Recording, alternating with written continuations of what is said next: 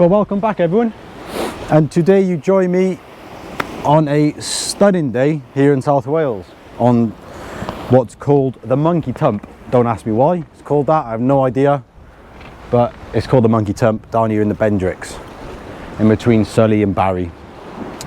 Now this video is going to be something a bit different. It's a video that I've been wanting to do for quite a while now. I mean, you've probably already guessed what it's about by the title of the video, but I just figured with the fishing being so poor in the channel at the minute and struggling for time to go like traveling a bit for better fishing, it's just a perfect opportunity to get it done. So it's basically just I wanted to do a video of just talking about how I got into fishing, mainly for the fact of there's not many young kids getting into fishing these days, and we do need more younger kids to get into it, and also talking a bit about what I've done through my time of fishing, because I'm now 26 and I've been fishing since I was 5, so when you consider that, it's like almost 11 years of fishing, so it's quite a long time for someone that's 26, and I've done it consistently, to say the least, through my 26 years of being here. So yeah, I just figured why not get it done. Hopefully doing it as well to try and spark a bit of interest for the younger kids out there that are thinking of getting into fishing. So yeah, I'm down here on the Bendricks, not feeling too hopeful about the fishing specifically, but I'm not going to do this video sat at home. It's got to be out on the beach fishing, so I just got my first 2 rods out anyway, so I'll get a few rigs baited up now and bring you back to start where it all began, which is actually just around the corner. So yeah, stay tuned and hope you enjoy it. Let's see how it goes. Right, so where it all began, really from the very start, it was because of my dad, because he's always been big into his fishing.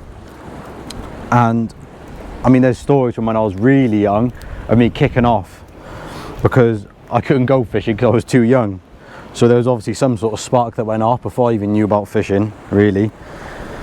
So it was already set in my brain that I should be into fishing. And it got to a point, I think I was around 4, and my dad first started taking me to beaches, just looking at the rock pools and do a bit of like foraging kind of stuff. And then it was at 5 when he first started taking me fishing. Now it all, because I live in Sully, for anyone who doesn't know, and I used to go down with my dad down in Sully Bay, looking through the rock pools. That's where it really all began, with Sully Bay for me. Being so close to us, it's always been very, like, it has been quite a special place, to be fair. You know, it's a beach I've spent more time at than other places, to say the least, really, through my whole life. But yeah, I was 5 when my dad first started taking me actually properly fishing, and it was mainly marks like the old harbour wall in Barry, where we were just fishing for flatfish and little bass and stuff. And there was other marks like Dock Beach, just catching just bits. And then another mark was Friars Point, where you first walk on the left hand side, you can just fish off the ledges there. And we used to literally just fish with spinning rods with little 2-hook flappers, and we used to catch absolutely all sorts of little species. I mean, through the video now I'll put quite a few photos in from back then, which you'll see in a minute. A few photos when I was like 5, and we had flounders, we had plaice. I had a gilthead bream there when I was 5, which, you believe it or not, which you'll see now. And so here's a few photos from back then, really, of when I was really young. So as you can see, obviously, you know, I was buzzing, to say the least. And this is like the most important thing, when, especially kids, when you get into the fishing scene. The worst thing to do, in my opinion, is try and catch them a big fish, because the most important thing is having action, as in bites, and actually getting fishing. And that's where it all really started for me, was because my dad used to take me out and do it properly. Because there's people I know, they've taken their kids out, sat them on Friars Point, trying to catch them a big blonde or something, and you know, that's boring for a kid. He wants action and be involved in it a bit more. So that was where it really sort of set in, that I was loving it. Right, so after was literally only like a year, to be honest, maybe a bit over a year, was where my dad first started taking me on the boat fishing with someone who was very special, really. So I'm just cast this bait out now, and then I'll bring you back to talk about that, really.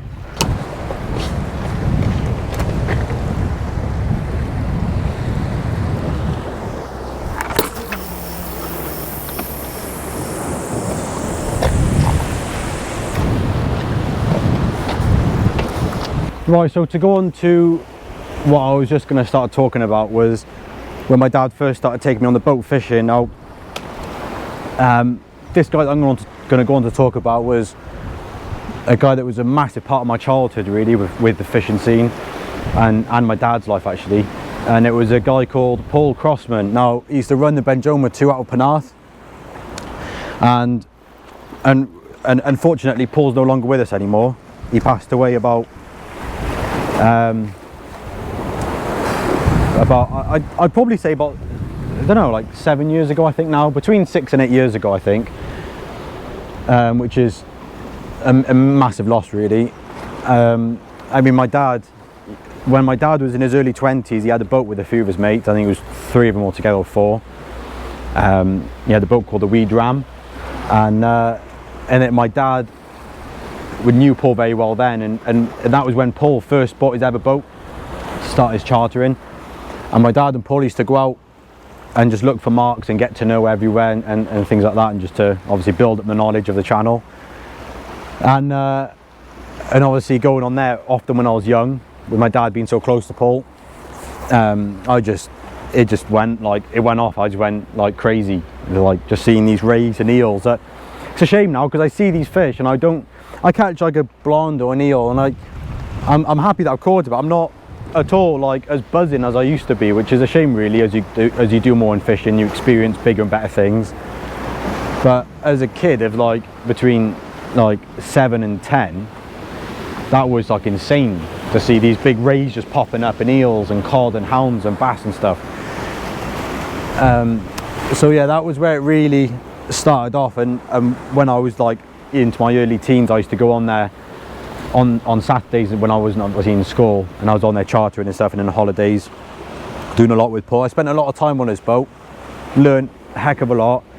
And one thing I will say about Paul, I don't mean this in anything against anyone that I'm going to go on to talk about later on in the video, but Paul was the most genuine, down-to-earth person I probably ever met in my life. And he never ever once got wrapped up in the politics of fishing that is wrecking the sport nowadays, really, in my opinion. But back then, without social media and stuff, no one had the chance to.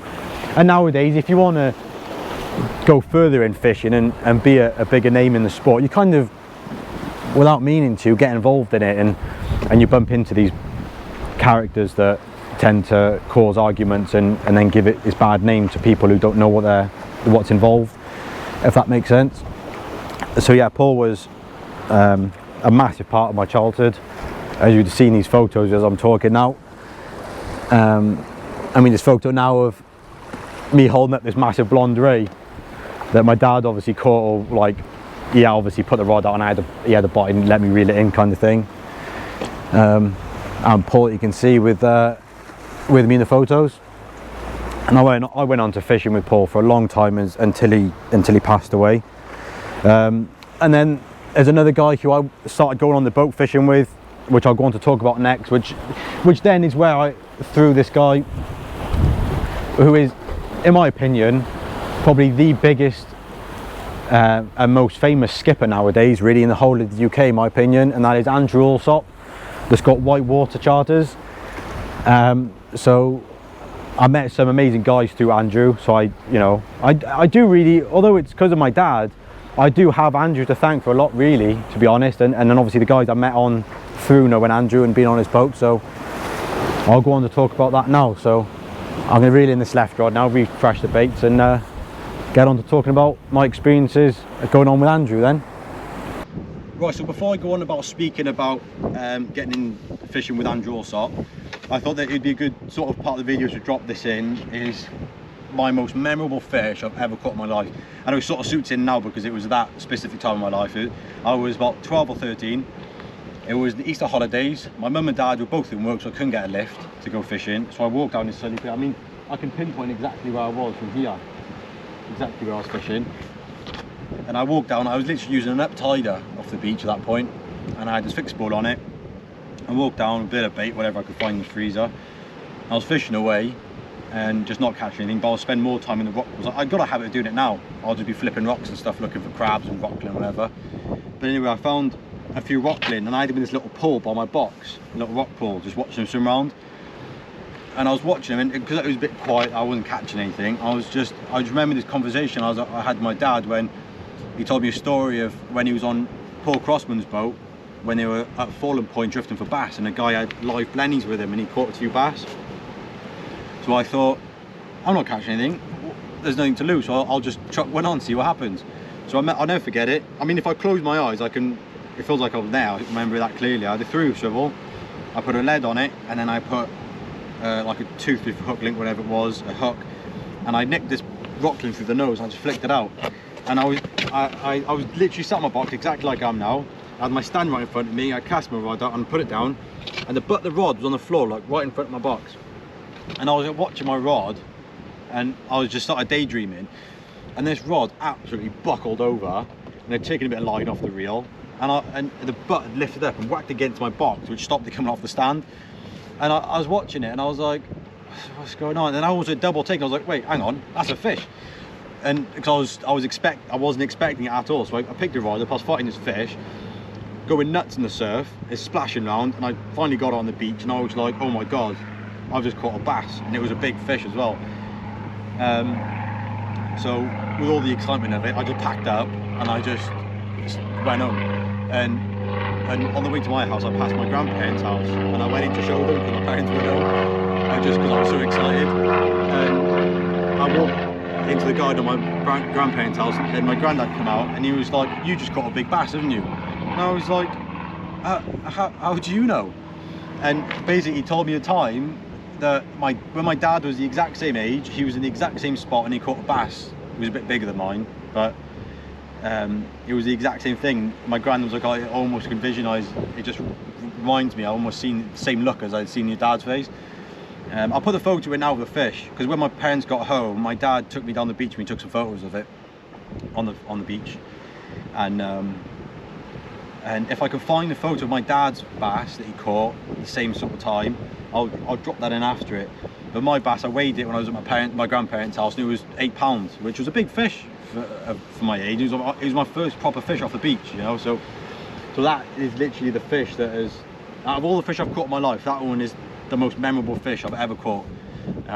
So I just thought it's quite a suiting sort of thing to talk about in the video. So right now I'll go on to talking about going on to fish with Andrew Allsop, and then my next sort of chapter of things I was doing. Right, so to follow up on when I first started fishing with Andrew, I think I must have been about 13, 14, my early teens, and the first ever day, well, as a basic with Andrew, as like even to now, he has his boat through the summer season at the minute it's out of Neyland, but it used to be out of Milford Haven. So the summer season is out of there in the Celtic Deeps fishing for your blue sharks, poor beagles, tuna nowadays, and obviously all your wrecking, your tope fishing, bass fishing, and whatever else that's available at the time. And then through the winter months he has his boat out of Penarth, where he just covers all the mixed fishing we got on the channel. So yeah, the first ever day I went out with Andrew, I'll never forget it, because we were anchored up off of Aberthaw, and I'd caught a spotted ray, and it was, I didn't think anything of it when I pulled it up. I just seen like a ray and I got impressed by it, and they were like, oh my god, look at the size of it for a spotted ray. And off the top, if I can find the photo I'll drop it in, but I think it was about like 6-7 pound, and from what I can remember, Andrew was saying it was very close to the Welsh record at the time. So that was a pretty cool start to fishing with Andrew.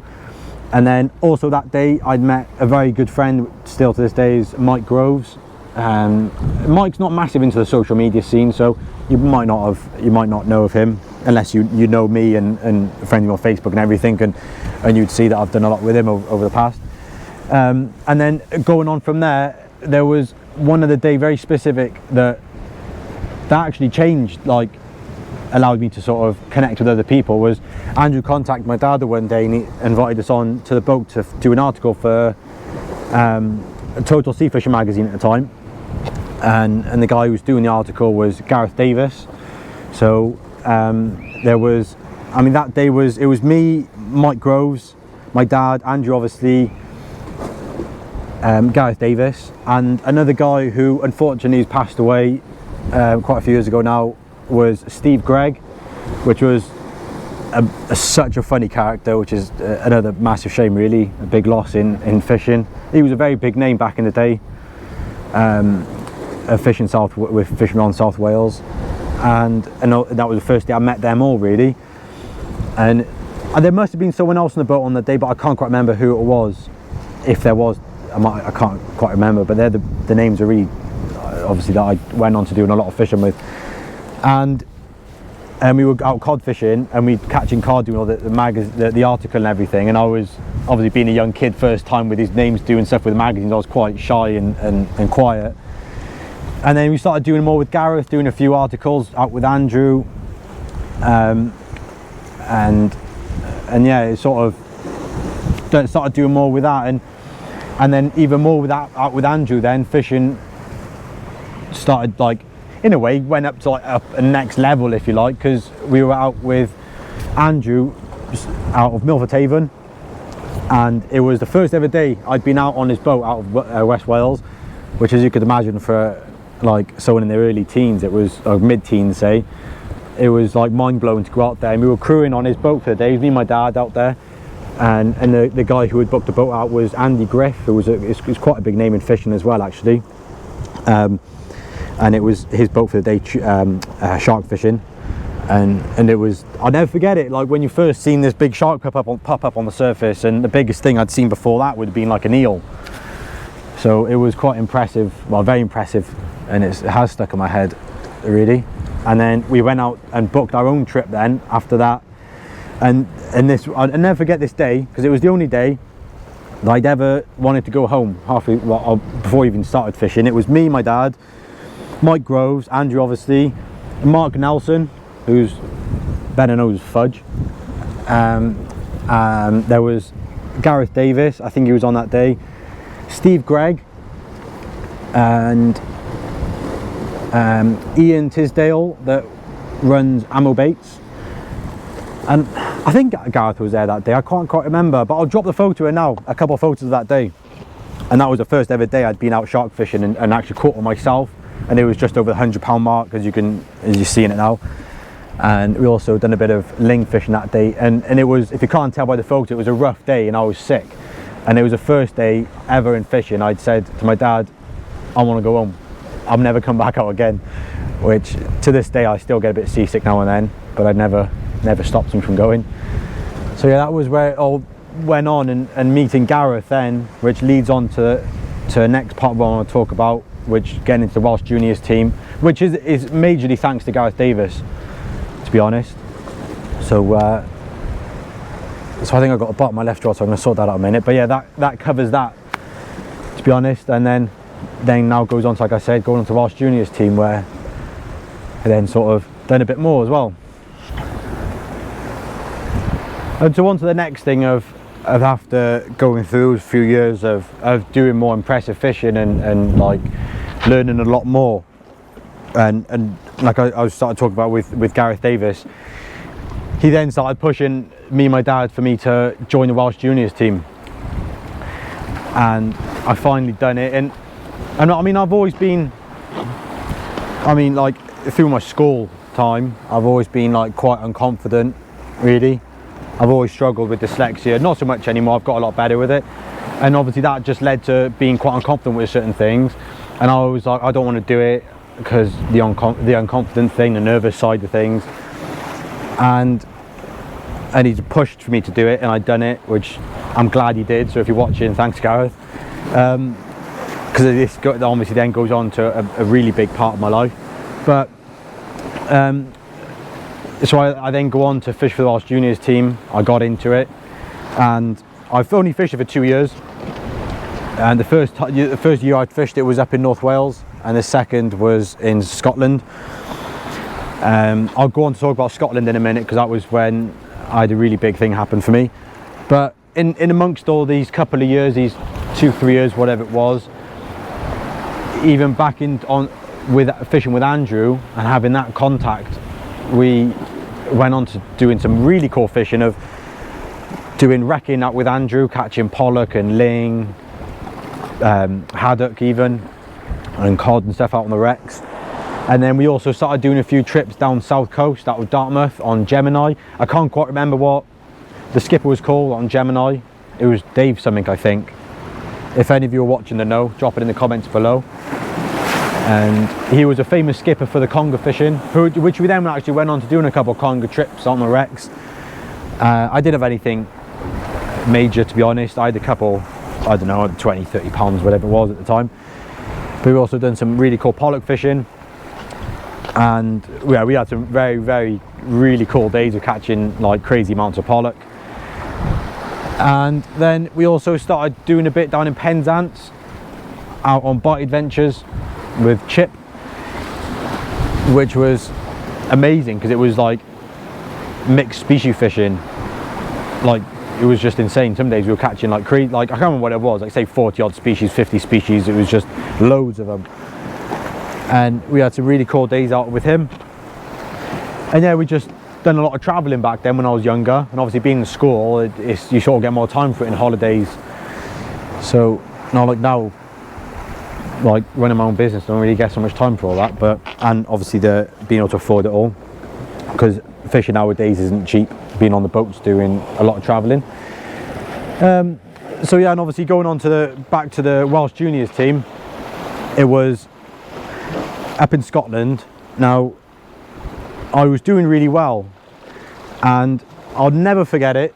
I was sat there, we were fishing like this estuary, and I was sat there fishing, and I'd had a Tronix Pro cap on, and a lot of you may know I'm sponsored by Tronix. And so before all this, I had a bit of Tronix gear at the time, but anyway, I had this Tronix cap on, and I was sat there fishing away, and I was doing really well. I was catching a lot, and building a good a bag of fish up on my scorecard. And this guy just come over for a chat and had a clue who it was, and he was like, "Oh, I noticed you're catching a lot, you're doing well." And he was like, "What do you think of Tronix gear?" And I had no idea who it was at the time, and I said, "Oh yeah, I really like it.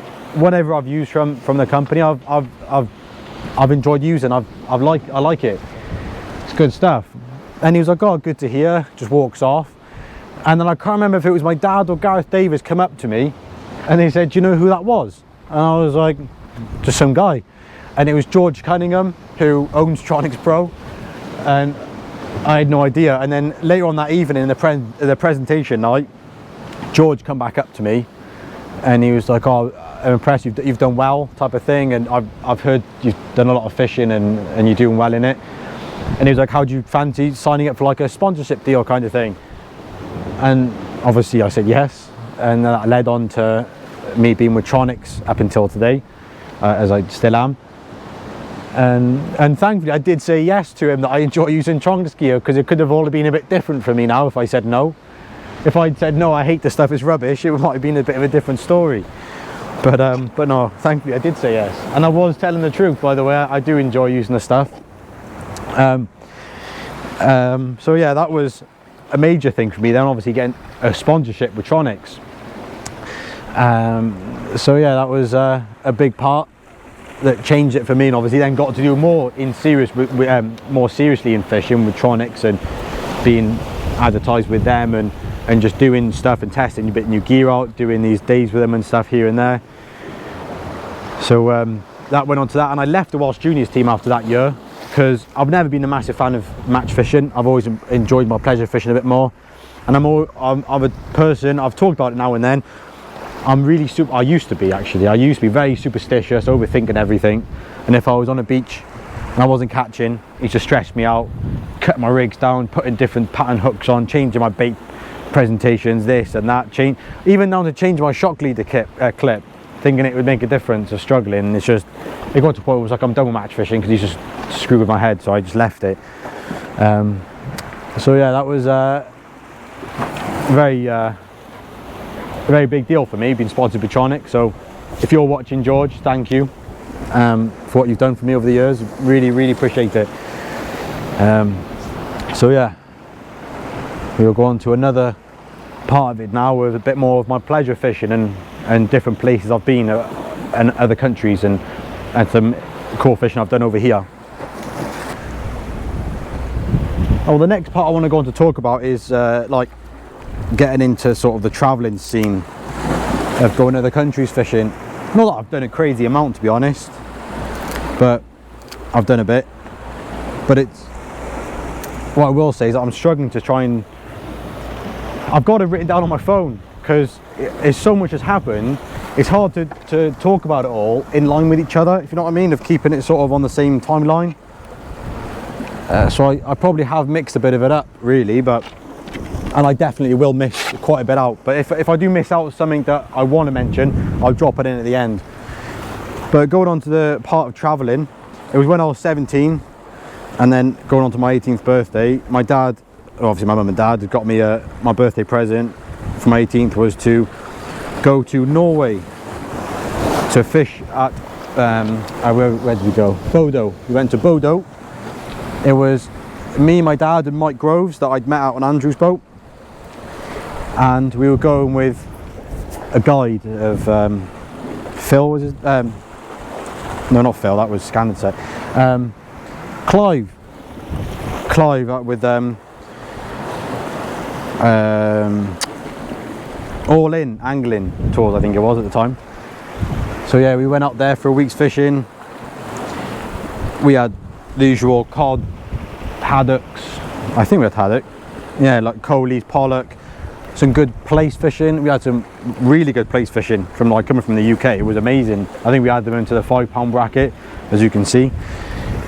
My dad had a halibut of like £18, and he had a big cod of like, I think it was like £30 or whatever it was.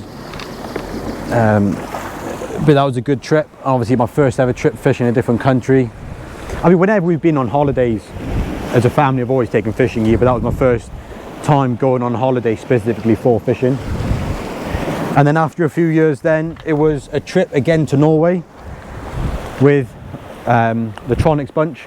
We all went to Scannerset for a week, and we had some good fishing out there. Again, amazing place fishing. We had some really good fishing. But that was like mixed fishing. That trip wasn't necessarily for the bigger stuff, but it was more so for just more fish and smaller fish, if that makes sense. And then we had a family holiday there, like going on away from the Norway.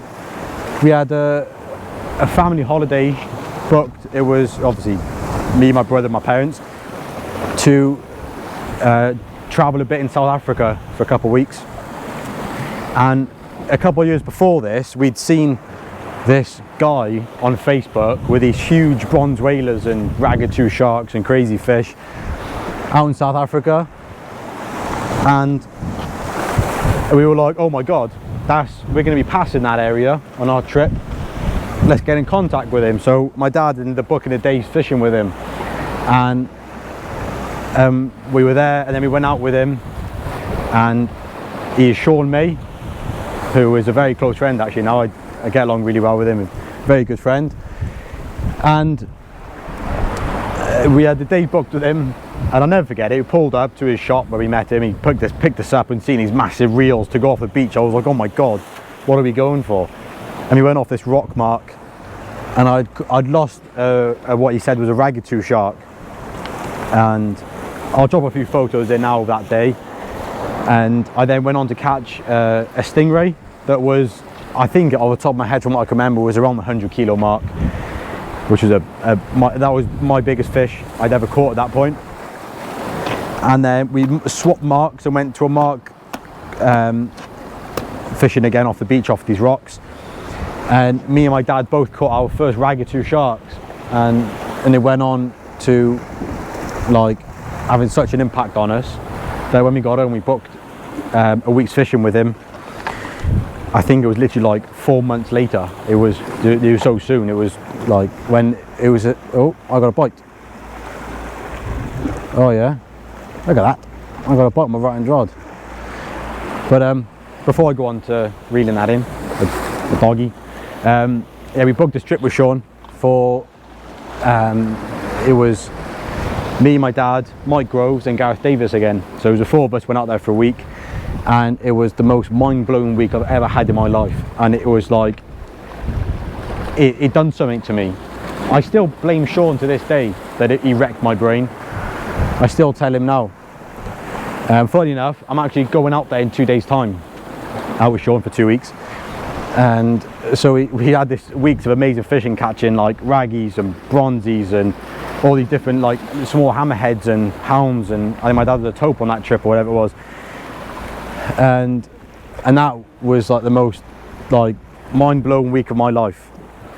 And then we come home, and then what do you do next? You book another week out there. So the following year we booked another trip, and since then I've been out there virtually every year since, to be honest, catching big bronze whalers, ragged tooth sharks. Haven't had many stingrays because we don't normally go at the right time of year for them. Hammerheads, spotted gully sharks, smooth hounds, a few other like mini species out there like the rock species and stuff. But yeah, after having a few trips to South Africa, it was amazing, because it was like a new world of fishing, really, catching all these crazy stuff. And yeah, that was sort of how I got into the travelling scene of fishing. And when you do start doing a bit of travelling, as I've done, you realise how much more there is to do. And there's so much to do, it's unbelievable, the different countries you can go. It is mind-blowing, actually. Obviously it's the rest of the world, and when you meet other people from around the world, you realise how amazing the fishing is in other countries, and how the UK is alright fishing, but it's nothing really, to be honest. When you experience other stuff, it's good consistent fishing and all that, but when you experience other fishing, it's sort of, you do lose your bug for and your excitement of it, I should say, more, not than the bug, because I'm always out fishing. It's more of the excitement of catching your day-to-day species. So yeah, I think, well, it's like I said, it's hard to talk about everything that I've done and everything in line with each other. I probably have missed out a bit, like I said. So what I'll do next, once I cast this out now, just baited up this crab now, and what I'll probably do is talk a bit about like some other memorable fish I've caught locally and just in the UK, say, because there's one fish that does stand out for me, to be honest. I had a few memories from that fish, from the aftermath of it, but I'll go on to talk about that next. So well, my British record tope, if you can guess. Anyway, let's cast this out there.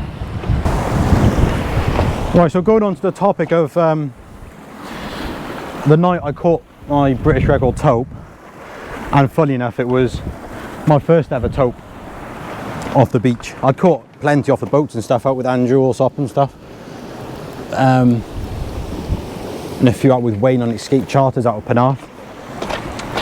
But my first ever one, and it's just typical. It was a fluke fish. There was obviously, I knew what I was doing, but in a sense there wasn't skill involved, because we were huss fishing. We'd fished Porthgain Quarry for tope. I don't want to say any names of who I was fishing with. If you know, you know, and if you know what's happened through that fish, you know. So I don't really want to go into it, so I don't want to cause any hassle. But yeah, we'd fished Porthgain Quarry for tope with no luck, just loads of dogs and eels. It was dog fest that night. And then we went on to just thinking, let's go and try and catch a few huss, just to sort of have a bit of action before we go home. So we ended up going to another mark. I'm not going to say marks of where it was caught, I don't care about people knowing. It's not a place I fish much. I just don't want to cause grief between people that claim marks. But shouldn't have said that really. Yeah, we ended up going to this mark to catch bullhuss. We were fishing away and we were catching a couple. Whoa, dropping everything here. Yeah, we were catching a few huss, catching dogs, eels, and there was a bit of fresh mackerel left, so I put it on, slung it out there, and I went down the bottom into this gully with my third rod with a little 2-hook flapper trying to catch some little rockling for bait or pouting or whatever I could catch. And then one of the guys I was with, he shouted out to me, he was like, "You got a tope on, you got a tope." And I was like, yeah, shut up, because I couldn't hear a ratchet running. I couldn't hear it running off. And my other mate was like, "No, you have, look up." And I looked up and he was holding the rod and it was screaming off in his hand.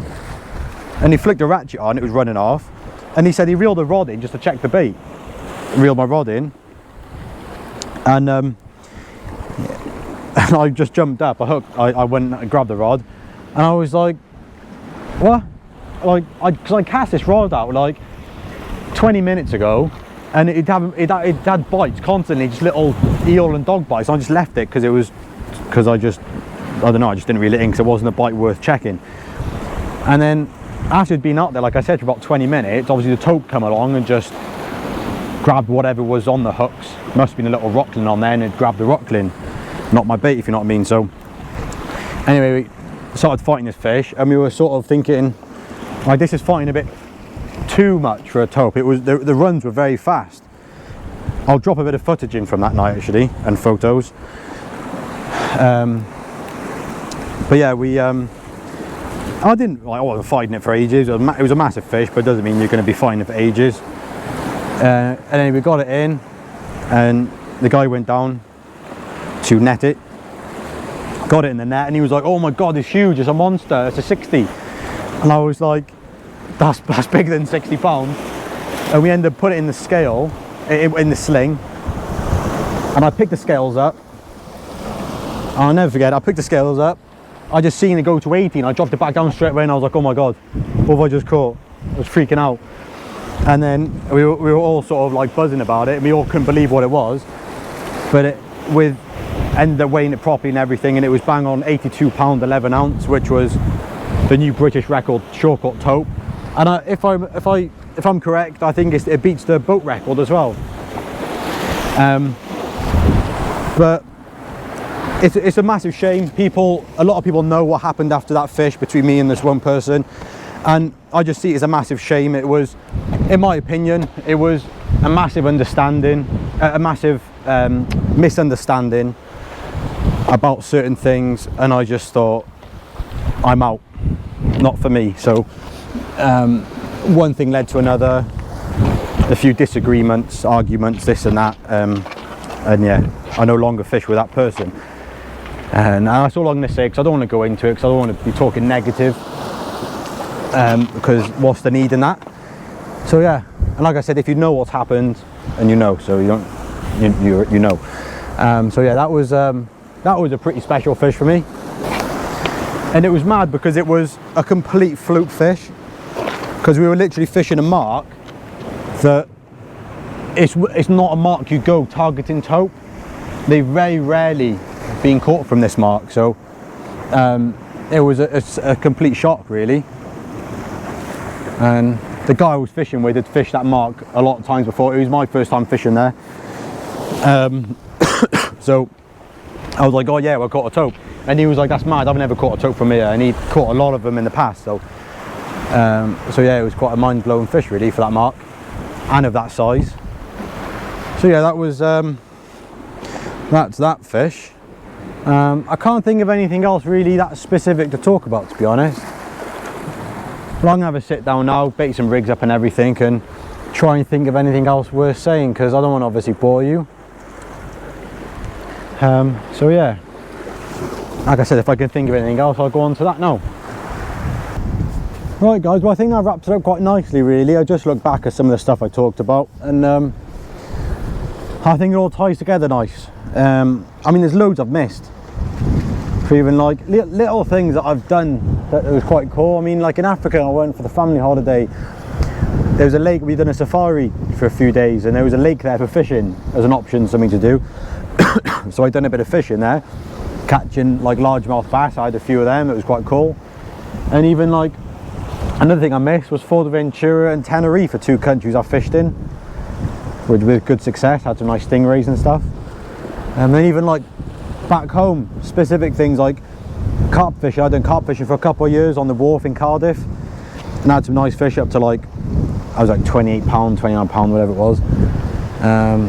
I love my pike fishing. It's not something I ever do much anymore because it sort of gets forgotten about, to be honest. And the more options of things you have to do, you end up forgetting things about like certain things to do. So you end up just not having enough time for them nowadays. So yeah, I had some nice pike on the wharf to like £19, I think the biggest one it was that I had, or just over, whatever it was. And then going back to sea fishing, things I've missed. I've been like Scotland, done quite a bit, well not quite a bit, I went out for a week. I had some skate up there, and a bit of travelling around the south coast for the stingrays and undies. So I keep looking away because I've got a bite on my right hand rod there. Got a scratching rig and it's just rattling away, just distracting me. But yeah, I did a bit down south coast for a few different ray species. And yeah, I mean, just generally speaking, I was like, I have tried a lot of, well, I've done a lot of aspects in fishing, specifically obviously the sea fishing because that's my thing, but I've done so much because I'm fortunate to have like been involved with people that have given me the opportunity, really. Like obviously my dad I've got to thank for it all, because I've obviously gone to met Paul Crossman, like I talked about, and that had such a big impact of when I was young. Looking back, I mean, if it wasn't for Paul, I would have probably have still been here today, but like as loving it as much as I have. But he did like sort of set it in stone how much I loved fishing, if you know what I mean. And obviously going on to Andrew Allsop, then to meeting Gareth Davis, then getting on to the Welsh Juniors team, and then being with Tronics. So I have got a lot of people to thank, really. And if any of you are watching, I have talked about, I do, I appreciate all the help I have had. And yeah, there's a few things I want to do in the future, which hopefully will happen. So yeah, I think that wraps up quite nicely, really. I can't really think of anything else specific worth talking about, to be honest, and I don't hope it's not going to go on too long, this video. So yeah, I think that wraps it up quite nicely. And by the way, this session now has been a complete waste of time. I've caught a pouting, which I haven't shown because it was that big, and I didn't bother showing you because why would I? So yeah, I beat the blank, I suppose. That's like I said, I got a bite on my rod now, my right hand one. There's probably another little pouting, but yeah, I think as for this video, I think that's done. If I think of anything else before I'm packing up, I'll include it in. But I think that's covered everything I wanted to talk about, really.